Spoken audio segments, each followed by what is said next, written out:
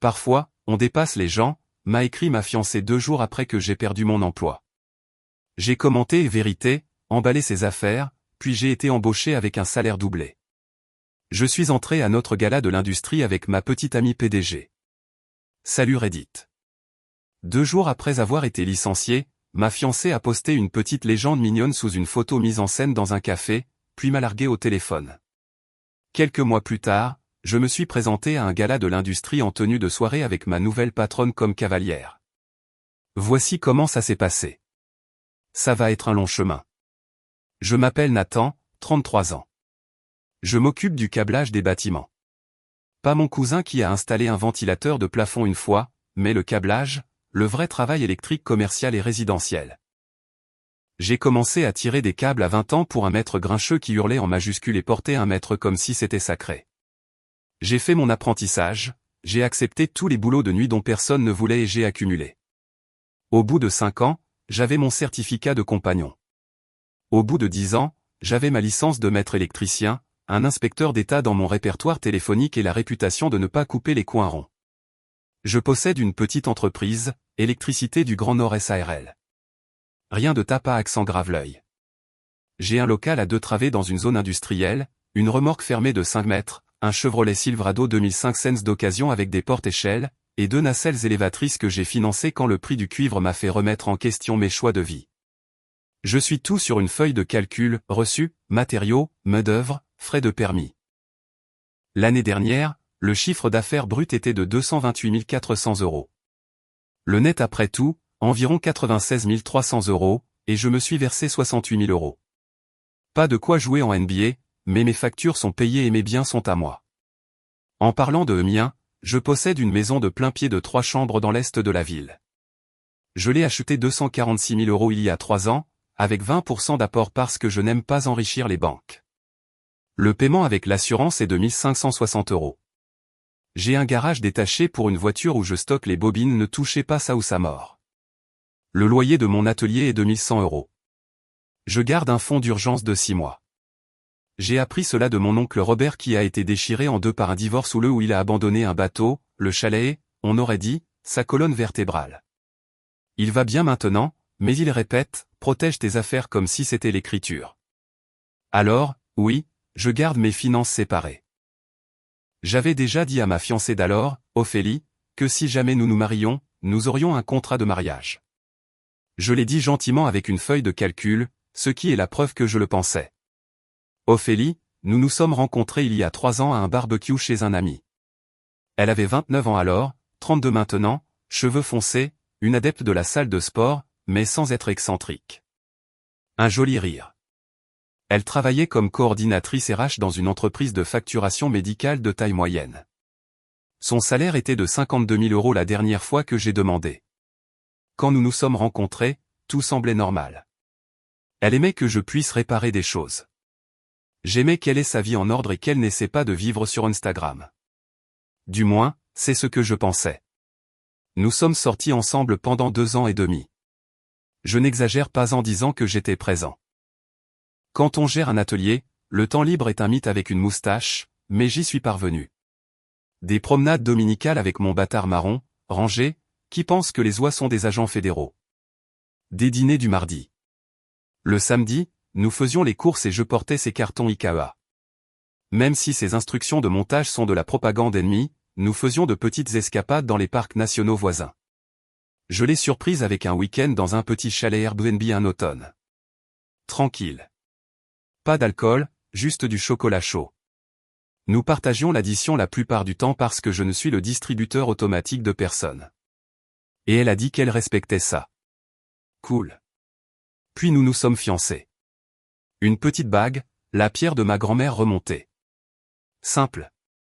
800 € de travail sur mesure. Et elle a pleuré, a dit oui. Et j'ai eu un sourire laid comme un clown. Nous n'avons pas emménagé ensemble parce que je ne joue pas à fusionnons nos vies d'abord, on verra pour l'argent plus tard. Nous avons convenu de garder des logements séparés jusqu'à juste avant le mariage. Elle avait un appartement d'une chambre de l'autre côté de la ville. Je lui ai quand même fait une copie de ma clé de maison pour des raisons pratiques, et elle m'a fait une copie de la sienne. Ce détail va avoir son importance. 2 mois après les fiançailles, les choses ont commencé à changer. Pas du jour au lendemain, plutôt comme si le thermostat montait de 2 degrés. Elle voulait un mariage plus grand, des fleurs plus chères, un photographe de marque avec des tons mélancoliques. Le budget est passé des 12 000 € dont nous avions discuté à quelque chose de plus proche de 34 000 € d'après ce qu'elle disait. Je n'arrêtais pas de dire non. Elle a commencé à me traiter de vieux jeu d'une manière pas drôle. Un autre détail qui aura son importance plus tard. Ok, pause pour le contexte parce que Reddit demande toujours du contexte. Ophélie et moi nous sommes rencontrés par l'intermédiaire de Romain, mon meilleur ami depuis l'école professionnelle. Romain est bâti comme un frigo et parle comme un gars qui a appris l'empathie grâce à un tutoriel YouTube. Mais son cœur est loyal. C'est lui qui se présente quand votre disjoncteur est grillé, que votre camion cale, ou que votre cerveau s'éteint d'une mauvaise manière. Le début avec Ophélie, c'était normalement bien. Elle est venue sur un chantier une fois et m'a regardé faire une mise à niveau de service. Elle tenait mal la lampe de poche mais a fait semblant que je ne remarquais rien. Nous allions au marché le week-end. Nous avons planifié le mariage petit au début, mairie et un déjeuner en famille, ou un lieu minimaliste avec un bar à tacos et un budget que nous pouvions payer en espèces. Nous sommes restés dans des logements séparés parce que j'avais dit que je voulais des limites financières jusqu'au vœu. Elle était d'accord. J'insiste sur le alors où ça a changé quand j'ai été très occupé. De novembre à mars de l'année dernière, j'ai travaillé 60 à 70 heures par semaine parce que Granit Travaux avait 3 chantiers en même temps et chacun d'eux avait besoin que je sois à 2 endroits à la fois. Je n'arrêtais pas de dire à Ophélie que le calendrier allait se calmer, mais vous savez comment ça se passe. Le calendrier ne se calme pas, c'est vous qui vous calmez. Vous arrêtez juste de vous attendre à ce que le sommeil soit votre ami. Elle a commencé à dire des choses comme « tu es marié à ton travail. Et quand nous emménagerons, j'aurai besoin de plus d'équilibre. » C'est juste. Elle a le droit de vouloir du temps, mais ensuite, les choses subtiles. Si je proposais une soirée pizza à la maison, elle m'envoyait des liens vers de nouveaux restaurants avec des salades à 18 € et une ambiance. Elle disait, quand nous serons mariés, je ne veux pas penser aux factures. Ce qui est une phrase qui me fait perdre ma colonne vertébrale. Elle a demandé la mise à niveau du photographe 2 fois après que j'ai déjà dit non. Elle a mentionné au moins 3 fois que le petit ami de sa collègue lui avait acheté un sac de luxe juste comme ça, comme si je devais saluer. Je me suis dit que c'était une friction normale de couple. J'ai ignoré que j'expliquais les intérêts composés à quelqu'un qui ne voulait pas apprendre les maths. Oui, je sais que j'étais un idiot. Ophélie avait cette amie, Chloé. Mon terme pour elle est l'incitatrice. Chloé me regardait et souriait avec ses dents puis disait des choses comme « Nathan, tu es tellement pragmatique. » De la même manière que quelqu'un dirait « Nathan, tu es tellement humide. » Elle encourageait les idées plus grandes d'Ophélie. Elle aimait les choses d'une certaine manière, ce qui signifiait que d'autres personnes payaient. J'ai essayé d'être poli. J'ai aussi gardé Chloé à 3 départements de mon argent. De mon côté, oncle Robert m'a dit fort, contrat de mariage, comme s'il demandait un temps mort dans un match de play-off. Nous avons proposé le contrat de mariage après les fiançailles. Ophélie a dit, je te fais confiance, ce qui était doux et aussi pas une réponse. Quand j'ai dit que ce n'était pas une question de confiance, mais de clarté, elle a dit d'accord, mais son visage a fait ce truc poli de se refermer. Nous avons quand même fixé un rendez-vous avec Clara, notre avocate. Puis Granit Travaux a mis en pause. Puis la légende du café, puis l'appel de rupture, et nous voilà. Tout a vraiment basculé la semaine où mon entrepreneur général principal a mis en pause tous les travaux sous-traités. Électricité du Grand Nord est mon entreprise, mais environ la moitié de mes revenus provient de la sous-traitance pour Granit Travaux sur leur nouvelle construction. Quand ils ont perdu 2 contrats, mon calendrier s'est vidé. Le jeudi matin, ils ont annoncé que tous les travaux sous-traités étaient mis en pause pendant 6 à 8 semaines le temps que le promoteur règle le financement. Fonctionnellement, un licenciement quand on est sous-traitant. C'était 90% de ma main-d'œuvre prévue pour le mois. Si vous avez assez d'expérience dans les métiers, vous connaissez la routine. Vous prenez une grande respiration, vous appelez votre équipe, vous réorganisez et vous partez chercher d'autres emplois. Ce n'était pas mon premier ralentissement, et ce ne sera pas le dernier. J'ai passé ce jeudi et vendredi à faire des choses d'adultes responsables. Je retravaillais le budget, j'appelais d'anciens clients, j'actualisais mes annonces de service et je lançais une promotion pas de frais de service ce mois-ci pour les mises à niveau de tableaux électriques. J'avais 6 mois de dépenses professionnelles et personnelles économisées. Une stabilité ou plug and play. J'étais stressé, pas coulé. Ophélie est venue ce vendredi soir. J'ai fait du poulet et des pommes de terre rôties, et nous avons regardé une émission de compétition stupide où des adultes pleurent à cause de gâteaux. Elle a repoussé la nourriture, a peine mangé. Puis elle a demandé, combien de temps avant que tu trouves quelque chose? Non, juste toi. J'ai dit, ça pourrait prendre quelques semaines, ça pourrait prendre quelques mois. J'ai 6 mois de fonds de roulement. Elle a fait une grimace comme si j'avais dit que j'allais commencer à vendre mes organes sur le bon coin. J'ai expliqué comment fonctionnent les calendriers des entrepreneurs, comment les cycles de trésorerie impactent, comment j'équilibre les emplois entre les entrepreneurs généraux, comment je suis les points de vente et les paiements pour ne pas avancer de matériaux pour les gens qui paient lentement. Elle a hoché la tête comme si je parlais en hiéroglyphes. Elle a dit qu'elle avait mal à la tête et est partie tôt. Ranger l'a regardé partir et a fait ce reniflement d'âne que font les chiens. J'aurais dû l'écouter. Samedi matin, je fais défiler mon téléphone pendant que Ranger s'amuse avec ma chaussette et je vois le post d'Ophélie. Photo d'elle regardant par la fenêtre d'un café avec la classique pose de réflexion, main sous le menton. Légende, parfois, on dépasse les gens. Choisis-toi. La croissance va de l'avant. Connais ta valeur.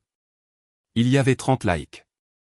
2 de ses amis que j'avais vus 2 fois, un d'un gars nommé Benoît qui postait des selfies de salles de sport et des citations de motivation qui étaient surtout des mots attachés à une photo d'abdos.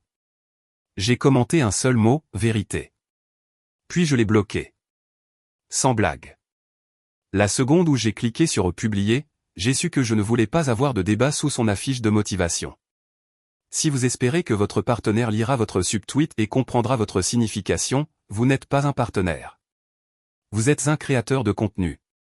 10 minutes plus tard, elle m'a envoyé un SMS, il faut qu'on parle. J'ai appelé. Elle a dit qu'elle avait réévalué les 2 derniers jours. Moi qui me faisais virer.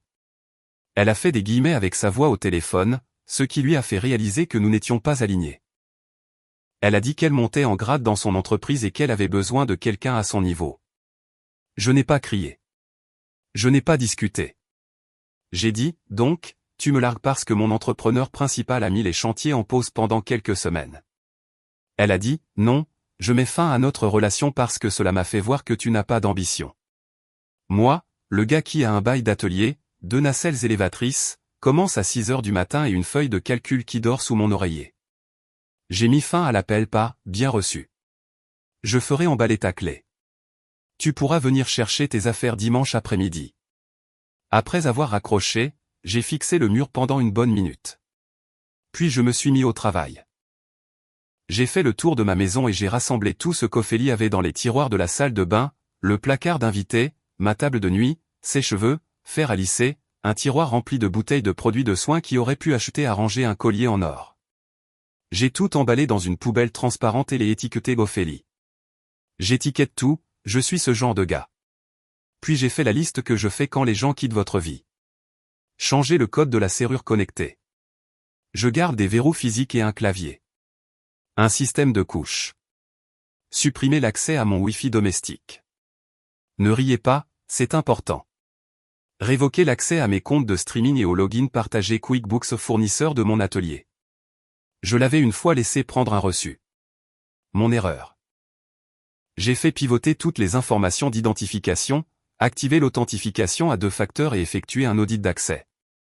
Appeler mon agent d'assurance et revérifier les bénéficiaires. Ma mère, pas elle. Envoyer un email à mon avocate, Clara, et demander la mise en pause du projet de contrat de mariage et la clôture du dossier. Emballer ses affaires. Envoyer un court SMS avec une fenêtre de ramassage. J'ai envoyé, salut, tes affaires sont emballées. Dimanche, de 15h à 17h.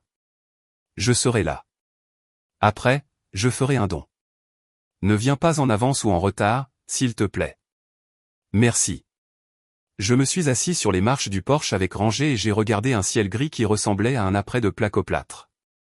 Je me sentais plus fatigué que triste. Les gars fanfaronnent en disant que je ne l'ai jamais vu venir. Je ne mentirai pas. J'en ai vu une partie arriver. Je l'ai juste ignoré parce que je voulais que la personne que je construisais corresponde au plan dans ma tête. Dimanche 15h02, Ophélie est sortie de sa voiture dans un manteau qui prétendait être une étreinte et a regardé mon Porsche comme s'il avait rayé sa peinture. Romain était appuyé contre mon camion, les bras croisés, avec une expression qui disait « Je mangerai un classeur si nécessaire ». Elle s'est arrêtée au bas des marches. « Je ne m'attendais pas à ce que tu... » Elle a désigné le carton près de la porte. « Tu as dit que tu partais, ai-je dit. J'ai respecté ça. » Derrière moi, Romain a toussé. Ça aurait pu être un rire. Ça aurait pu être une activité tectonique. Ophélie a expiré, s'est préparée. On peut toujours être amis. J'avais juste besoin de temps pour me retrouver. Tu es ainsi bon. Tu as fait ton choix, ai-je dit, net et clair. Les actions avaient des conséquences. J'ai protégé ce qui était à moi. Son visage a vacillé. Confusion, puis agacement. Tu réagis de manière excessive. Non, ai-je dit. J'ai réagi une fois. Elle a posé une main sur sa hanche comme si nous étions dans un tribunal qu'elle avait inventé. Tu n'avais pas besoin de rendre ça moche. J'ai été clair. Elle a monté une marche. Je n'ai pas bougé, mais j'ai rempli l'espace. Elle s'est arrêtée. Le carton était entre nous comme un verdict. Qu'est-ce qui t'est arrivé, a-t-elle demandé, la voix douce, dangereuse. Tu étais si gentil. Je l'étais toujours, ai-je dit. J'avais juste fini d'être pratique. À travers la vitre, Romain a haussé les sourcils. Tu vas bien? J'ai hoché la tête. Ophélie a regardé au-delà de moi dans la maison comme si elle essayait d'inventorier ce qui restait. C'est puéril. Ce qui était puéril, c'était de penser que tu pouvais claquer une porte et garder la clé, ai-je dit. Aujourd'hui, nous avons rendu la clé. Elle a soufflé, a essayé un autre angle. Nous sommes des adultes. Nous pourrions parler. Nous l'avons fait, ai-je dit. C'est moi qui parle. C'est aussi moi qui termine. J'ai pris le carton et le lui ai tendu. Elle a gardé mes yeux un instant de plus que nécessaire, comme si elle cherchait l'ancien script en moi. Il n'était plus là. Elle a pris le carton. Il était plus lourd qu'elle ne l'avait prévu. Ses bras se sont baissés. Tu vas le regretter, a-t-elle dit doucement. Je ne regrette rien, ai-je dit. Elle s'est retournée. La lumière du Porsche était éteinte en plein jour maintenant que le capteur photo fonctionnait réellement. J'aimais l'embrasure de la porte dans l'ombre pendant que le soleil traçait une ligne dure sur les marches alors qu'elle descendait. De la fenêtre, Romain a murmuré, froid. Calculé, ai-je dit, et j'ai fermé la porte. Le loquet a cliqué comme un point final. Lundi matin, je suis passé en mode chasse aux affaires. J'ai envoyé un email à une liste de 30 anciens clients et j'ai offert une réduction sur les mises à niveau de tableaux électriques. J'ai publié une annonce pour les installations de véhicules électriques avec un graphique simple et des prix faciles. Pendant que cela se mettait en place, j'ai reçu un message d'une start-up de conception-construction que j'avais rencontrée une fois à un salon professionnel pour les intégrations de maisons intelligentes. La PDG de Conception et Construction Sommet, Jeanne Martel, 34 ans. Un costume impeccable, des questions plus pointues, le genre de personne qui lit des spécifications comme une histoire pour enfants. Leur recruteur avait mon CV de notre collaboration sur une vidéo de projet l'année dernière. Il venait d'obtenir un financement, se développait rapidement et avait besoin d'un chef de projet senior capable de gérer des équipes et aussi de parler technique avec les clients sans les faire se sentir idiots. J'y suis allé pour un entretien. Je m'attendais à un panel de robots RH. Au lieu de cela, c'était Jeanne en face de moi à une table avec des plans de projet et un ordinateur portable. Nous avons parlé pendant 2 heures. Elle n'était pas impressionnée par le blabla. Elle aimait les preuves. J'en avais, des photos de tableaux électriques bien rangés, des conduites propres, une feuille de calcul des heures moyennes par type de luminaire que j'avais construite parce que je suis émotionnellement marié à Excel. À la fin, elle a dit, j'ai besoin de quelqu'un qui résout les problèmes sans drame. Vous avez l'air d'être un gars sans drame. J'ai dit, j'aime quand les lumières fonctionnent et que les inspecteurs acquiescent une fois. L'offre est arrivée le lendemain. 140 000 € de base, allocation de camion de 600 € par mois, téléphone de fonction et un bonus de 10% basé sur les marges du projet. Mon atelier pouvait continuer à fonctionner avec Romain gérant les appels de service et moi faisant les projets de sommeil pendant les heures normales. Si un projet rentrait dans le cadre d'électricité du Grand Nord, le service des achats pouvait nous inclure dans la liste des soumissionnaires normaux. Le service juridique m'a fait déposer une déclaration de conflit d'intérêts et je suis coupé de la sélection des fournisseurs, de la tarification et des approbations sur tout travail ou électricité du Grand Nord soumissionne ou travail. Un autre chef de projet gère ce domaine et je me récuse par écrit. C'était une configuration unique. J'ai lu l'offre, j'ai appelé Clara pour qu'elle y jette un œil et j'ai signé. Le premier jour chez Sommet, je suis entré et j'ai senti mes épaules tomber de 5 cm. Atelier propre, tout étiqueté. L'employé de l'entrepôt, Marc, n'avait pas perdu un code-barre depuis 2012. Les chefs de projet étaient détendus, pas le genre je porte le stress comme un sac à dos. Jeanne dirigeait les réunions comme un problème de mathématiques avec une personnalité. Elle écoutait même quand vous lui disiez qu'un planning était absurde. Elle faisait quelque chose de rare, elle demandait l'avis des personnes qui installent réellement les choses avant de le promettre à un client. C'est comme ça qu'on garde les équipes. Nous nous sommes connectés professionnellement rapidement. Je ne flirtais pas. Elle non plus. Nous prenions un café entre les réunions parce qu'elle voulait me sonder sur la façon de penser des gars de terrain. Je lui ai dit, si vous voulez de l'adhésion, vous arrivez avec des beignets, mais pas ceux à la gelée. Cela provoque des incidents RH. Et vous dites, qu'est-ce qui va casser en premier? Elle a ri. Son rire n'était pas artificiel. Il sonnait comme quelqu'un qui n'était pas souvent surpris, mais qui appréciait quand elle l'était. 6 semaines plus tard, nous sommes restés tard pour terminer un planning. À 20h45, elle a dit, tu as mangé. J'ai dit, je mangerai le plat au plâtre sinon. Elle a dit, il y a un restaurant thaïlandais encore ouvert, on devrait aller chercher quelque chose. Nous avons parlé d'autre chose que du travail pour la première fois, son divorce il y a 2 ans, mon ex-fiancé avec ses légendes inspirantes. Nous avons échangé des histoires, secoué la tête et laissé le silence s'installer sans que ce soit gênant. En allant à nos voitures, elle a dit, c'était sympa. Peut-être encore quand nous ne serons pas entourés de conduits. J'ai dit, marché conclu.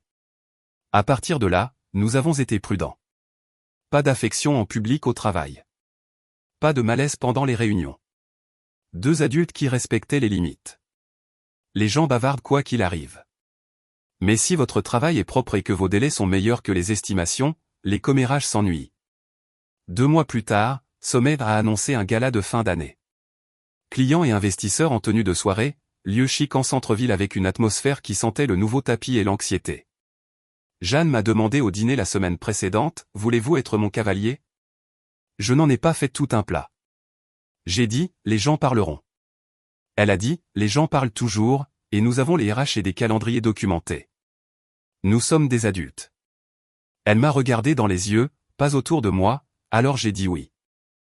Ça m'a semblé juste de dire oui à quelqu'un qui respectait le travail et la personne qui le faisait.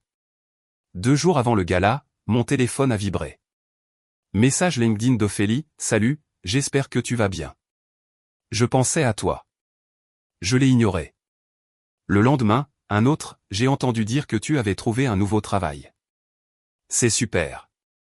Peut-être qu'on pourrait prendre un café et se rattraper. La réponse à un café et se rattraper avec quelqu'un qui vous a transformé en légende, c'est non. Je l'ai encore ignoré. Le jour du gala, je suis dans un costume bleu marine qui me donne l'air de savoir où se trouve le tableau électrique d'un tribunal. Jeanne m'a envoyé un SMS, je te prends à 19h. J'ai dit, je te rejoins là-bas. Le parking est plus facile pour moi. Elle m'a envoyé un pouce levé et une photo de ses chaussures en demandant, assez solide? C'était bête et j'ai aimé ça. Le lieu était l'une de ces salles de bal où les lumières prétendent être des étoiles. Il y avait un quatuor à cordes. Il y avait des plateaux de minuscules amuse-gueules qui avaient le goût de l'espoir. Je me suis contenté d'eau pétillante parce que mon cerveau aime les interrupteurs marche-arrêt. Jeanne est entrée vêtue d'une robe noire qui signifiait affaire. Posture confiante, sourire qui disait, je vous vois et aussi je vois à travers les bêtises. Elle a glissé sa main dans mon bras alors que nous entrions. Décontracté mais clair. Environ 1 heure après avoir commencé à discuter, alors que je parlais à un gars qui fabriquait des chemins de câbles pour le plaisir, j'ai senti des yeux sur moi. Je me suis retourné et j'ai vu Ophélie de l'autre côté de la pièce dans une robe rouge qui essayait trop d'être un moment. Elle était là en tant qu'invitée d'un fournisseur, plus un ami de l'industrie, une petite ville, en smoking. Elle avait l'air choquée, comme si elle s'attendait à me voir quelque part dans une grotte en train de construire un appareil pour la reconquérir en utilisant du fil de résistance et de la rancune. Ophélie s'est approchée. Nathan, je ne savais pas que tu serais là. Sa voix est sortie trop fort, coupant la pièce jusqu'à ce que les têtes se tournent. J'ai gardé mon visage neutre. Salut, Ophélie. Bonsoir.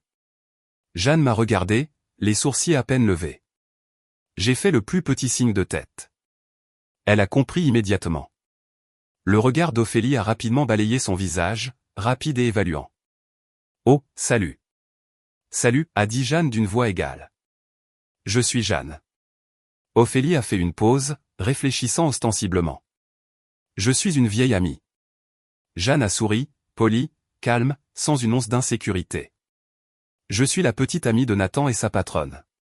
Le visage d'Ophélie a essayé de calculer ça, les muscles en retard sur son cerveau. Petite amie et patronne?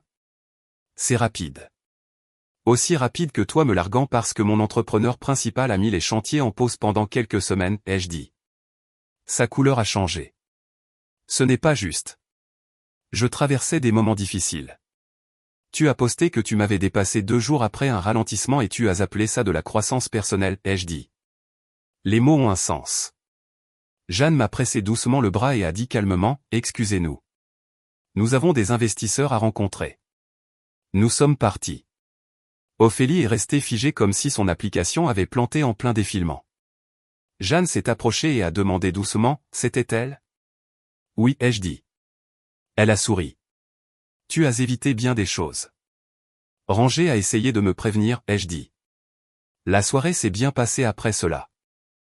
J'ai serré des mains, dit à un gars que son idée de faire passer le câblage de contrôle sous une zone qui inonde, c'est comme ça que commencent les films d'horreur, et j'ai eu 3 nouvelles pistes d'emploi parce qu'apparemment, les gens aiment la franchise. Nous avons dansé 2 fois. Lentement, proprement, rien de dramatique. Ça donnait l'impression de respirer dans une pièce pleine de gens qui faisaient semblant de flotter. À minuit, mon téléphone a commencé à vibrer comme s'il était allergique au silence. DM, Instagram, LinkedIn encore. Email, SMS d'un numéro inconnu. Les messages étaient une grille de bingo, il faut qu'on parle, c'était gênant, on peut avoir une conversation d'adulte, tu me manques, j'ai fait une erreur, ta patronne? Sérieusement, les gens vont penser que tu as couché pour avoir ce travail. J'ai montré à Jeanne. Nous étions de retour chez elle, toujours en tenue de gala, caressant son chien, Mousse. Un golden qui dort comme s'il était toujours en fin de service. Jeanne a dit, simple et calme, bloque tout. Et si elle te contacte au travail, c'est du harcèlement. Documente-le. Alors, j'ai documenté. J'ai pris des captures d'écran avec des horodatage. J'ai enregistré les numéros inconnus. J'ai créé un dossier intitulé Ophélie. Lundi matin, la responsable de notre bureau, Madame Duval, m'a pris à part. Question étrange. Quelqu'un du nom d'Ophélie a-t-il essayé de vous contacter ce week-end? J'ai dit, oui, mon ex. Madame Duval a dit, elle a appelé le numéro du bureau samedi matin en disant que c'était une urgence familiale. Je lui ai dit que nous ne donnions pas les informations des employés. Elle est devenue agressive. J'ai dit, merci pour l'information. Madame Duval a dit, j'ai tout noté. Puis elle m'a tendu un post-it. Documenter tout. Je le faisais déjà. Mardi, mon ancien collègue, Fabien, un gars qui a partagé un burrito avec moi une fois quand j'avais oublié mon portefeuille, comportement de saint, m'a envoyé un SMS, mec, Ophélie raconte aux gens que tu sors avec ta patronne, en faisant tout un scandale. Elle a dit que tu t'étais fait virer pour mauvaise conduite et que tu avais manipulé une femme plus âgée pour qu'elle t'embauche. Sois prévenu. Je l'ai appelé. C'est un mensonge. Et Jeanne a 3 ans de plus, pas 20. Fabien a dit, je lui ai dit qu'elle devenait folle. Elle est en pleine campagne. Je l'ai remercié et j'ai ajouté cette capture d'écran au dossier. Mercredi, ça a dégénéré. Un email au RH d'un collègue inquiet a atterri dans la boîte de réception de Jeanne et la mienne. Objet, préoccupations éthiques. Le corps du message semblait avoir été écrit par quelqu'un qui venait de découvrir les mots à la mode de l'entreprise. J'ai des préoccupations concernant la relation entre l'employé Nathaniel Leblanc et la PDG Jeanne Martel. Il s'agit d'un conflit d'intérêts évident et semble impliquer du favoritisme et peut-être avoir commencé avant son emploi. Il a été embauché dans des circonstances suspectes après avoir été licencié de son précédent emploi. Il demandait une enquête. Les chronologies étaient erronées. Les suppositions étaient bruyantes. La police de caractère était suffisante. J'ai transféré à Clara et aussi au RH comme un bon citoyen. Les RH m'ont convoqué jeudi matin. Nous avons reçu une plainte. Pouvez-vous nous expliquer votre relation? Je l'ai fait. Clair et simple. J'ai été embauché avant que nous ne commencions à sortir ensemble. Nous gardons le travail propre. Elle n'est pas sur ma ligne directe d'approbation. J'ai des preuves du harcèlement depuis vendredi. J'ai présenté des captures d'écran comme un détective ennuyeux. Les RH ont hoché la tête. Nous documenterons. Si elle continue, nous engagerons des poursuites judiciaires. Vous êtes en règle. Cet après-midi-là, Jeanne a reçu une mise en demeure d'un avocat de seconde zone représentant Ophélie. La lettre prétendait ingérence intentionnelle dans une perspective d'avantage économique. Je suppose que mon fait d'avoir tourné la page a volé l'économie. Et diffamation. Nous n'avions rien dit publiquement. Clara l'a lu et a ri en avocate. Ce n'est pas une affaire, a-t-elle dit. Nous avons envoyé une réponse qui était en gros, voici la chronologie réelle. Voici la preuve que la plaignante est une ex qui cherche le chaos.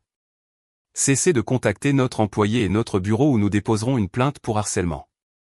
Courrier recommandé, copie de dossier, tout était impeccable pendant 3 jours. Silence.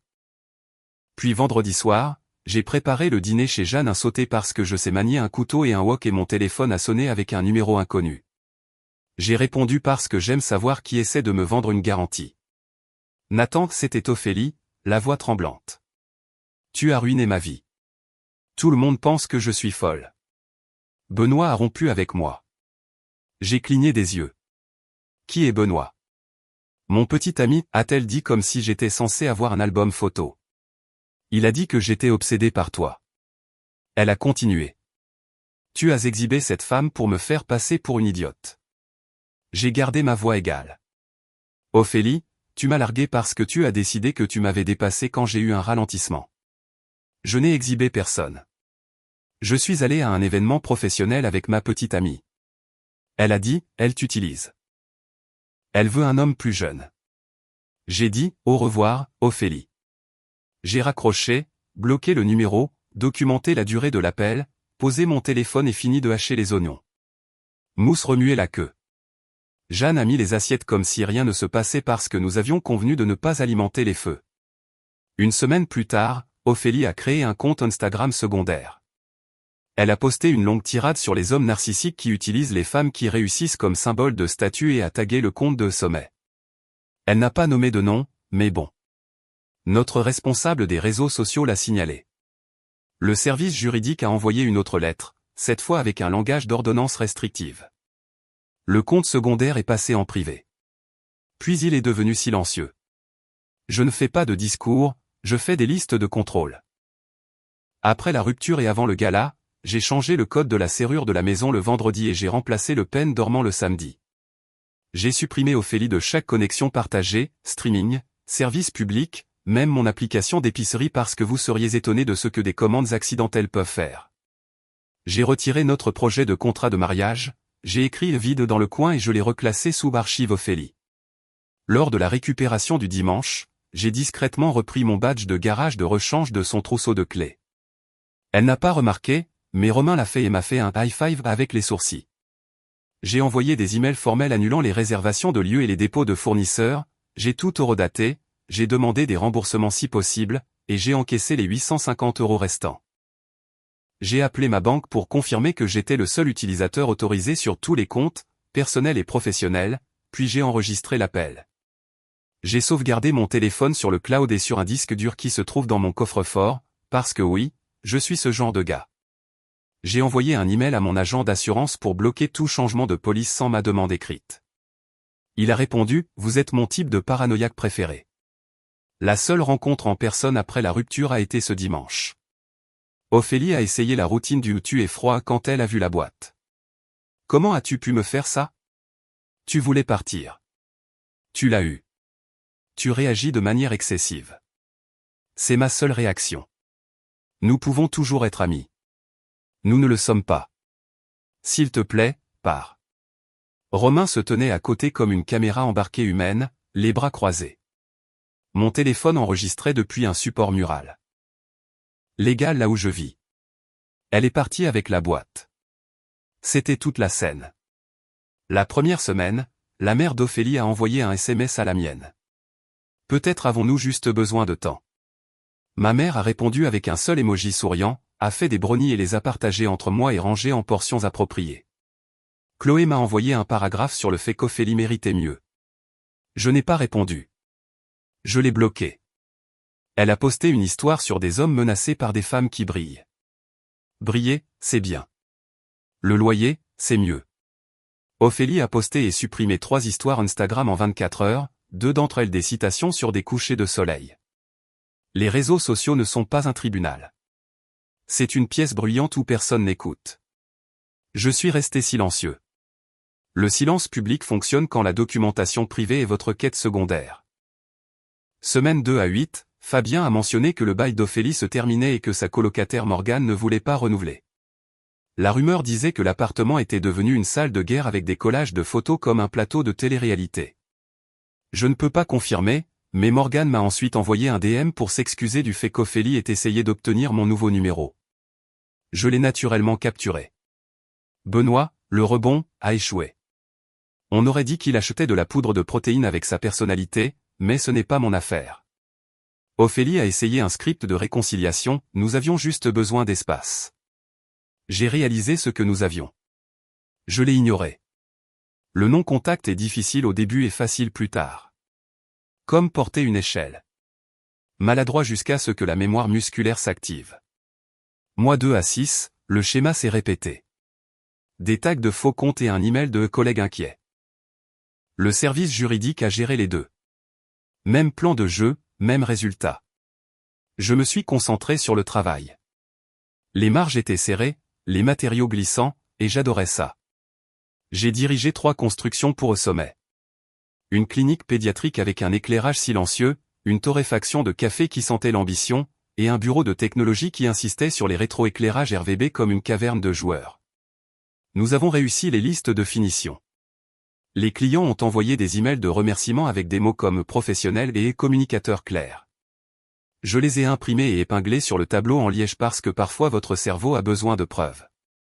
Jeanne et moi nous convenions. Elle n'avait pas besoin d'être réparée. Elle avait besoin de quelqu'un qui se montrait et construisait des choses qui restaient construites. Nous avons gardé le travail et le personnel suffisamment propres pour que les RH ne bronchent pas. Elle s'est récusée pour mon évaluation et mes décisions de salaire. Un chef de projet externe s'en est occupé. J'ai eu l'augmentation quand même parce que les maths ne bavardent pas. Oui, je ne suis pas avocat. J'aime juste les classeurs.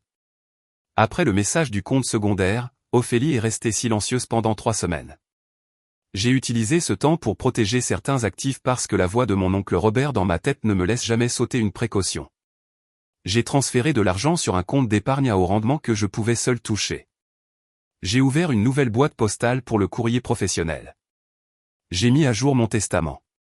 Romain hérite de ranger. Papa hérite des outils. Et j'ai installé une caméra de surveillance sur l'allée. Pas de paranoïa, juste de la documentation. Puis est venue la scène de l'allée. Environ un mois après le gala, 19h42. Je suis rentré d'un appel de service. L'interphone a sonné. Ophélie sur mon porche tenant un dossier. Rangé a aboyé une fois, plus une notification qu'une menace. Je me suis garé dans la rue, j'ai appelé Romain et j'ai dit, reste en ligne. Il a dit, mets-moi dans ta poche. Je serai l'ange sur ton épaule. Je me suis arrêté à 2,5 mètres. Tu dois partir. Elle a dit, il faut qu'on parle. J'ai dit, non, pose ça et recule. Tu me dois une conversation. Je ne te dois rien. Tu as mis fin à notre relation. Elle a essayé de me donner le dossier. Je ne l'ai pas pris. Je lui ai dit, dis tout ce que tu as à dire par l'intermédiaire d'un avocat. Elle a récité le script de la rupture. Tu es passé à autre chose trop vite. Les gens pensent que tu l'as utilisé. J'ai dit, tous ceux qui comptent connaissent la chronologie. Quand elle a fait un pas vers le porche, je l'ai bloqué. Ne monte pas ici. C'est ton seul avertissement. Mon ton est resté calme. L'interphone enregistrait. Romain a murmuré, fait comme un MC pour les limites. Elle a finalement laissé le dossier sur le porche et est partie en frappant du pied. À l'intérieur se trouvaient des captures d'écran imprimées de mes photos de gala avec comment as-tu pu l'écrit dessus. Je l'ai mis dans un sac étiqueté parce que bien sûr que je l'ai fait. Le lendemain, j'ai déposé une demande d'ordonnance restrictive. Non par peur, mais parce que l'escalade avait commencé. J'ai construit une chronologie claire, SMS de rupture, DM de harcèlement, plainte RH, publication du compte secondaire, et la visite sur le porche. Le juge l'a examiné pendant 6 minutes et a dit « ordonnance temporaire accordée ». Cela lui interdisait de me contacter, ma famille, mon travail, ou de taguer mon entreprise en ligne. Signifié officiellement, documenté proprement. C'est une ordonnance à l'échelle de la région. Quand elle a déménagé plus tard, mon avocate l'a fait confirmer comme exécutoire là-bas en vertu de la pleine foi et du crédit. Donc, les conditions l'ont suivi. Elle l'a violé une fois, techniquement, un SMS d'un nouveau numéro, j'espère qu'on pourra parler quand tu te seras calmé. Je l'ai transmis à mon avocate, qui l'a transmis au greffe. Le shérif a fait un appel d'avertissement qui y a mis fin. Les limites ne punissent pas. Elles enseignent. Pendant ce temps, Sommer m'a promu chef de projet électrique principal après un examen indépendant. Pas de favoritisme, pas de murmure. Mes marges étaient serrées. Les inspections passaient dès la première visite. Et mon équipe me faisait confiance parce que je ne les laissais pas tomber. J'arrivais avec des connecteurs de fil de toute taille. Mes parents ont rencontré Jeanne. Maman a fait des gâteaux. Papa lui a demandé sa marque de tournevis préférée. Klein, a-t-elle dit. Papa a hoché la tête, intelligent. Rangé l'adorait. Mousse et Rangé couraient des tours jusqu'à ce que l'herbe menace de se syndiquer. Ophélie est restée silencieuse. Fabien a dit qu'elle avait déménagé de l'autre côté de la ville. Un endroit plus petit, des chats, des choix douteux. Chloé continuait de poster des citations sur l'énergie. Je suis retourné au travail, j'ai mangé des repas que je cuisinais moi-même, j'ai lancé la balle à ranger et j'ai dormi comme quelqu'un qui a bien câblé le circuit. 6 mois plus tard, Sommet a agrandi. Nous avons ajouté 2 équipes. J'ai embauché Hector, un jeune apprenti qui me rappelait moi il y a 10 ans, sauf qu'il était plus grand et parlait couramment TikTok. Il écoute, prend des notes et travaille comme s'il le pensait vraiment. Je lui ai offert un sac à outils personnalisé pour son anniversaire.